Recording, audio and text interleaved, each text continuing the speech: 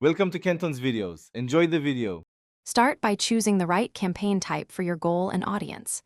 Choose search for intent-driven leads, display for awareness, or video for brand storytelling. Next, set a daily budget such as 5 and pick a bidding strategy like target CPA or manual CPC. Then define target locations clearly, for example, 25 miles around your business address. Finally, pick languages and networks to include, and confirm that settings match your campaign objectives and timeline. Organize your campaign into focused ad groups with tightly themed keywords. Add 5 to 10 related keywords per ad group for relevance and control. Use match types like exact, phrase, and broad modifier to manage intent and reach. Set sensible bids, for example. 50 max CPC for competitive terms you value most.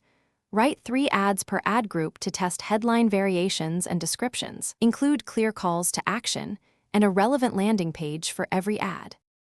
Before launching, install conversion tracking and link Google Analytics for accurate measurement. Define conversion actions clearly, such as form submits, phone calls, or purchases. Ensure your landing pages load fast and match ad copy for quality score improvement.